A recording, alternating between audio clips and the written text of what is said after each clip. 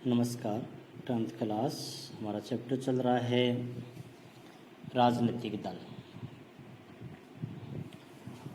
अब ये पूछ रहा है कि हमारे देश में कितने राजनीतिक दल हैं।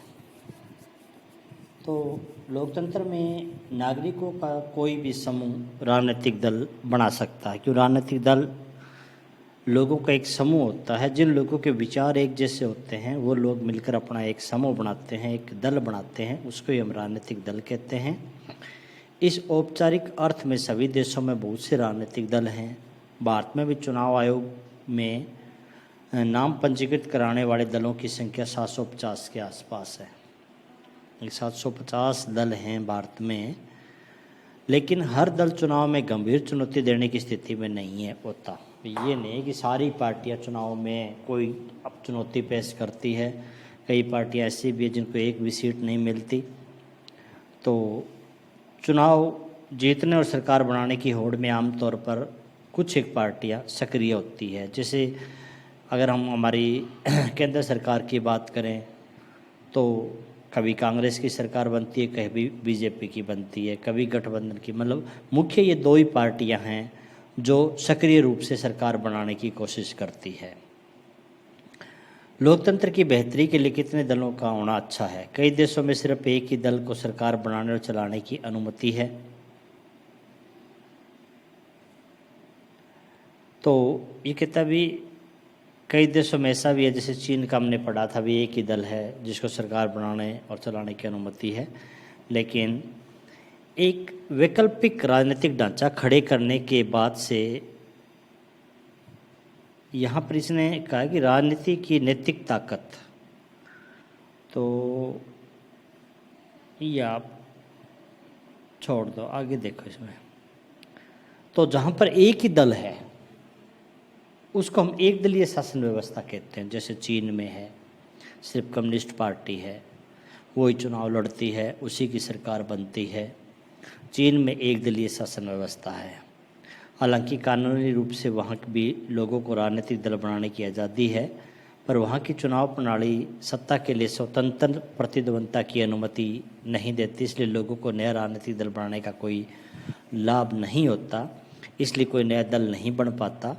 हम एक दलीय व्यवस्था को अच्छा विकल्प नहीं मान सकते, क्योंकि यह लोकतंत्रीय विकल्प नहीं है। लोकतंत्र में तो कई दलों का होना आवश्यक है। किसी भी लोकतांत्रिक व्यवस्था में कम से कम 2 दल तो होने चाहिए, ताकि चुनाव के अंदर कम से कम प्रतिद्वंद्विता तो बनी रहे। साथ ही उन्हें सत्ता में, हर पार्टी को सत्ता में आने का मौका मिलेगा। 2 पार्टी रहेगी तो दूसरी पार्टी भी कोशिश करेगी सत्ता में आने की। कुछ देशों में सत्ता आमतौर पर 2 मुख्य दलों के बीच बदलती रहती है। कई देशों में 2 मुख्य पार्टियां होती है, वे भी चुनाव लड़कर कुछ सीटें जीत सकती है, पर सिर्फ 2 ही दल बहुमत पाने और सरकार बनाने के लिए प्रबल दावेदार होते हैं। अमेरिका है, ब्रिटेन है, यहाँ 2 दलीय व्यवस्था है। जब अनेक दल सत्ता के लिए होड़ में हों और 2 दलों से ज़्यादा के लिए अपने दम या दूसरों से गठबंधन करके सत्ता में आने का अवसर हो, तो उसको कहते हैं हम बहुदलीय। जहाँ पर 2 से ज़्यादा दल होते हैं उसको कहते हैं बहुदलीय व्यवस्था। भारत में बहुदलीय व्यवस्था है। इस व्यवस्था में कई दल गठबंधन बनाकर भी सरकार बना सकते हैं। जब किसी बहुदलीय व्यवस्था में अनेक पार्टियां चुनाव लड़ने और सत्ता में आने के लिए आपस में हाथ मिला लेती है, इसको हम गठबंधन कहते हैं। एक बहुदलीय में क्या होता है, कई बार कई पार्टियां साथ मिलकर भी चुनाव लड़ती है। जैसे भारत में अब 2 गठबंधन है,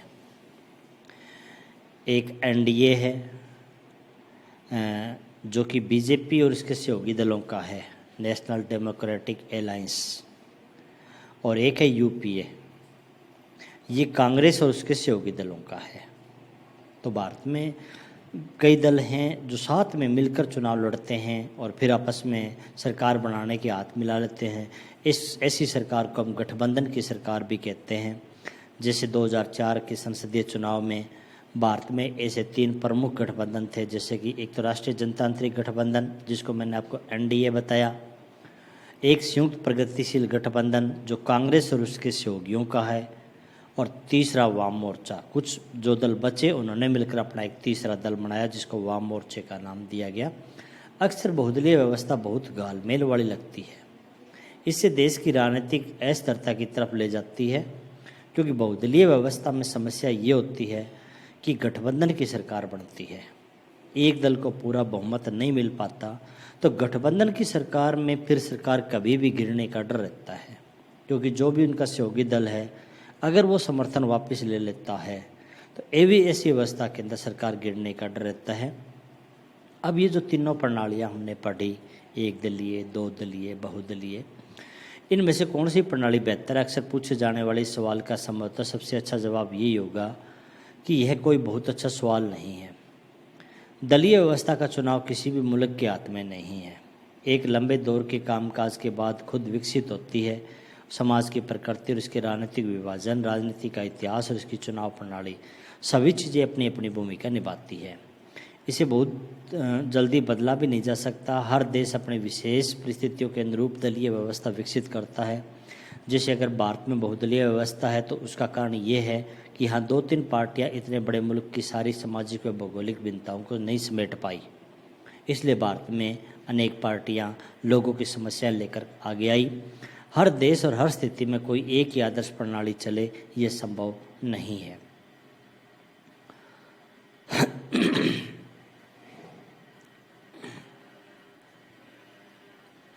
आगे है राजनीतिक दलों में जनता की भागीदारी। अक्सर कहा जाता है कि राजनीतिक दल संकट से गुजर रहे हैं क्योंकि जनता उन्हें सम्मान की नज़र से नहीं देखती। उपलब्ध प्रमाण बताते हैं और यह बात आंशिक रूप से सही भी है। बड़े नमूनों पर आधारित कई दशकों तक चले सर्वेक्षण के तथ्य में क्या बताते हैं? दक्षिण एशिया की जनता राजनीतिक दलों पर भरोसा नहीं करती। जो लोग दलों पर एकदम भरोसा नहीं या बहुत भरोसा नहीं के पक्ष में बोले, उनका अनुपात कुछ पूरा भरोसा बताने वाले काफ़ी ज़्यादा है। ये कहता भी काफ़ी लोग ऐसे हैं जिनको राजनीतिक दलों के ऊपर भरोसा नहीं है। ये बात ज़्यादातर तांत्रिक देशों पर लागू होती है। पूरी दुनिया में राजनीतिक दल ही एक ऐसी संस्था है जिसके ऊपर लोग कम भरोसा करते हैं। बहरहाल राजनीतिक दलों के कामकाज में लोगों की भागीदारी का काफ़ी बड़ा स्तर है, जो किसी भी राजनीतिक दल की स्थिति से बताने वाले भारतीयों का अनुपात कनाडा, जापान, स्पेन, कोरिया जैसे विकसित देशों से भी ज़्यादा है। पिछले 3 दशकों के दौरान भारत में राजनीतिक दलों की सदस्यता का अनुपात धीरे धीरे बढ़ता जा रहा है। खुद को राजनीतिक दल का करीबी बताने वालों का अनुपात भी इस अवधि के अंदर बढ़ा है।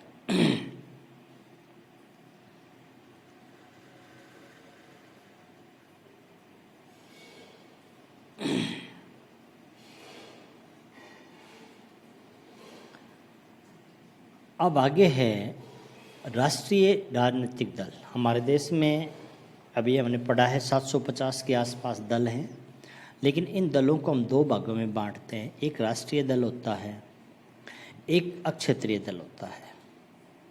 राष्ट्रीय दल वो होता है जो पूरे देश के अंदर चुनाव लड़ता है, उसको हम राष्ट्रीय दल कहते हैं। जो पार्टी एक क्षेत्र तक सीमित होती है उसको हम अक्षेत्रीय दल कहते हैं। विश्व के संघीय व्यवस्था वाले लोकतंत्र में 2 तरह के राजनीतिक दल होते हैं। संघ इकाइयों में सिर्फ एक इकाई में अस्तित्व रखने वाले दल या अनेक या संघ की सभी इकाइयों में अस्तित्व रखने वाले दल होते हैं। भारत में भी यही स्थिति है। कई पार्टियां पूरे देश में फैली हुई है, उनको हम राष्ट्रीय पार्टी कहते हैं। इन दलों की विभिन्न राज्यों में इकाइयाँ हैं और कुल मिलाकर देखें तो सारी इकाइयाँ राष्ट्रीय स्तर पर तय होने वाली नीतियाँ और कार्यक्रम और रणनीतियों को ही मानती है। अब ये कहता भी ऐसी पार्टी जिसकी इकाइयाँ पूरे देश में है, जैसे कांग्रेस है, बीजेपी है, 6 हमारी राष्ट्रीय पार्टियां हैं। इनकी जो नीतियाँ कार्यक्रम, जो ऊपर मुख्य पार्टी जो नीतियाँ कार्यक्रम बनाती है वही राज्यों में ये पार्टियां लागू करती है, क्योंकि राज्यों की पार्टियां उसी पार्टी का एक भाग है। देश की हर पार्टी को चुनाव आयोग में अपना पंजीकरण कराना पड़ता है, मान्यता लेनी पड़ती है चुनाव आयोग से। आयोग सभी दलों को समान मानता है, पर यह बड़े और स्थापित दलों को कुछ विशेष सुविधाएं देता है। जो दल बड़े होते हैं, जो दल परमानेंट होते हैं, उनको कुछ विशेष सुविधा, जैसे चुनाव चिन्ह दिया जाता है। जो पार्टी परमानेंट है उसको चुनाव चिन्ह भी परमानेंट ही मिलता है। फिर वो उस चुनाव चिन्ह का यूज अपने उम्मीदवारों के चुनाव में करते हैं। इस विशेष अधिकार और कुछ अन्य लाभ पाने वाली पार्टियों को मान्यता प्राप्त दल कहते हैं। मान्यता प्राप्त दल वो है जिसको एक विशेष चुनाव चिन्ह मिला होता है परमानेंट, और पार्टियों की तुलना में उसको कुछ सुविधाएं मिलती है। चुनाव आयोग ने स्पष्ट नियम बनाए हैं कि कोई दल कितने प्रतिशत वोट या सीट प्राप्त कर दल बन सकता। जब कोई पार्टी राज्य के विधानसभा के चुनाव में टोटल जितने वोट पड़े उनका 6% वोट हासिल कर लेती है या कम से कम 2 सीटों पर जीत दर्ज करती है, तो वह अपने राज्य के राजनीतिक दल के रूप में मान्यता, यानी कि उसको अक्षेत्रीय दल के रूप में मान्यता मिल जाएगी। जो पार्टी या तो राज्य के टोटल वोट का 6% वोट ले या कम से कम 2 सीटें जीते, उसको क्षेत्रीय दल की मान्यता मिल जाएगी। अगर कोई दल लोकसभा के चुनाव में कुल वोट का 6% वोट या 4 राज्यों की विधानसभा का 6% वोट प्राप्त करता है, तो लोकसभा के चुनाव में कम से कम 4 सीटें जीतता है, उसको राष्ट्रीय दल की मान्यता मिलती है। इस वर्गीकरण के हिसाब से 2006 में देश में 6 राष्ट्रीय दल पर मान्यता प्राप्त हैं। आइए इनमें से प्रत्येक के बारे में कुछ महत्वपूर्ण तथ्य जानें। तो इन पार्टियों के बारे में आगे हम कल पढ़ेंगे। आज आप यहीं तक पढ़ोगे। आपको लिखने का काम, ये जो भी कौन सा दल को कैसे मान्यता मिलती है राष्ट्रीय दल की,